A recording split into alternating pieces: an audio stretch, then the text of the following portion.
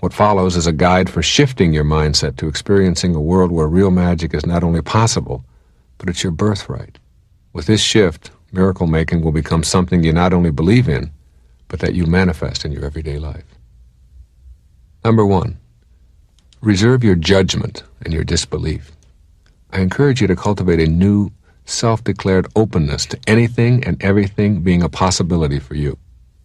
Having an open mind and suspending your disbelief allows you to experience new vistas, while your closed mind keeps you trapped in your old ways of thinking and seeing.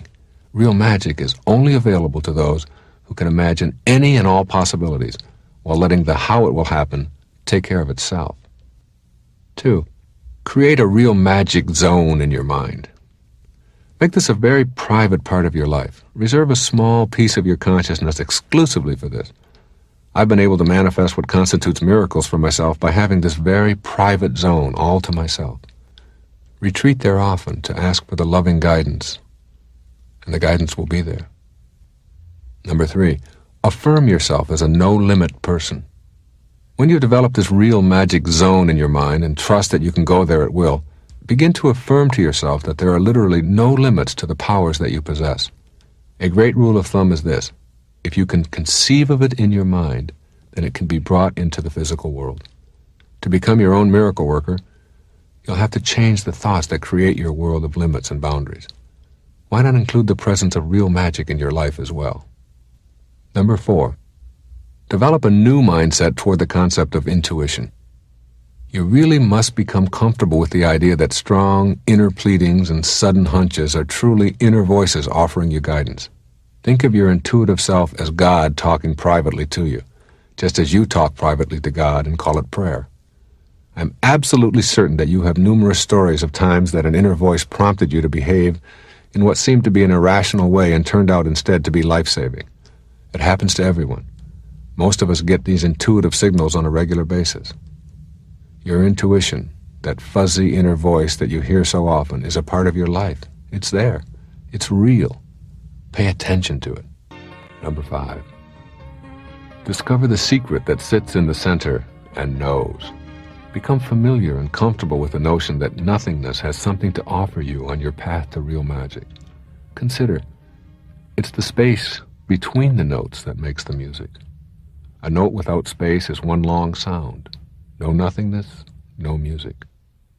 Consider this: a room is not a room without silent, empty space within, surrounded by the shape of material form.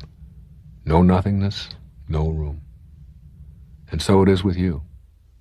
You too are material form surrounding the invisible, silent emptiness that is also you. Without that nothingness inside, there can be no you. It is out of that secret in the center that you will be able to create miracles for yourself. Number 6, learn to learn through knowing and trusting rather than doubting and fearing. Much of your learning has likely involved questioning your ability to gain a particular skill.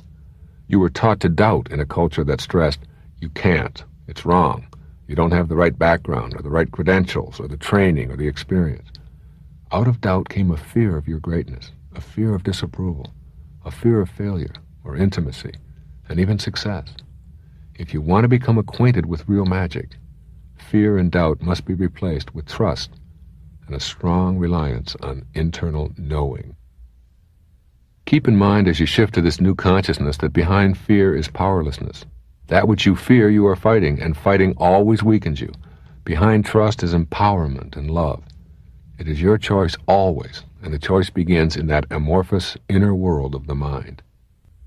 Number 7, affirm that your intention creates your reality. Memorize and continually remind yourself, my intention creates my reality. Intention is the energy of your soul coming into contact with your physical reality. What you see around you, who you associate with, how you function daily, and virtually everything about the physical you is a result of your intentions or how your thoughts became energized into action. Creating miracles in your life comes from your intention to do so. Not your wish, not your desire, not your goal, your intention. Then and only then, you'll begin to turn that same potential into your reality in the material world. Number 8, Experience surrender and satori. Surrendering is the equivalent of putting inspiration into your life. When you are inspired, you feel purposeful. When you trust in the invisible intelligence of the universe, you feel guided. It can happen in a moment, and it often occurs just that quickly. In Zen, they call this process satori, which translates roughly to instant awakening. This feeling of satori is a result of an inner decision to be at harmony with yourself and your physical world. It's really a decision to surrender. Number 9, learn to act as if the life you visualize is already here.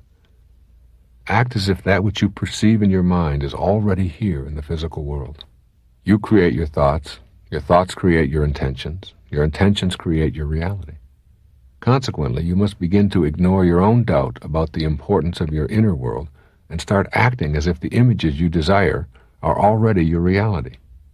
If you want to be confident but don't normally act that way, today, just this once, act in the physical world the way that you believe a confident person would. This is how miracle-minded people really act in their lives. Try it. Number 10.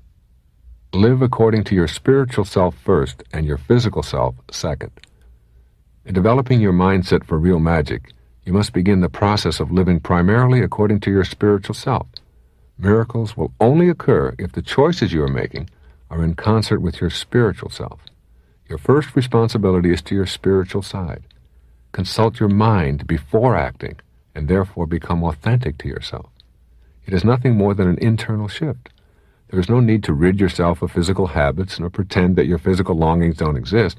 Instead, what you do is you rearrange your priorities, making first contact with your soul, paying attention to it first, and allowing your behaviors in the physical world to flow from those new thoughts.